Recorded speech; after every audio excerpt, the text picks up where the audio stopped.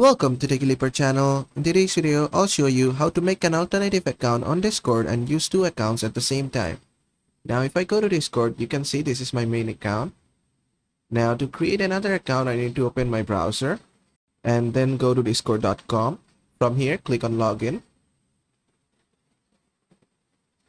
Then click on register.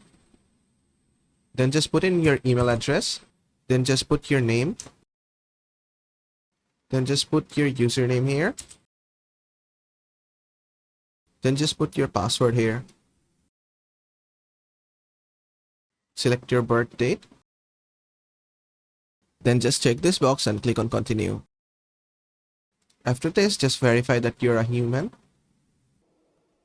Click on verify. And it is done. Now it will send the email to verify your account. Just go to your email and then just verify your Discord from here. Click on verify email. Now your email has been verified. Go back on Discord and here you can see that we are verified now. Now if I go to my main account, if I click here, then if I just copy my username and go to my alternative account and paste it here, I can send a friend request to my main account. Then just verify again that you're not a robot. Click on verify. Success. Now go to your main account again. You can see your friend request from here. Click on accept.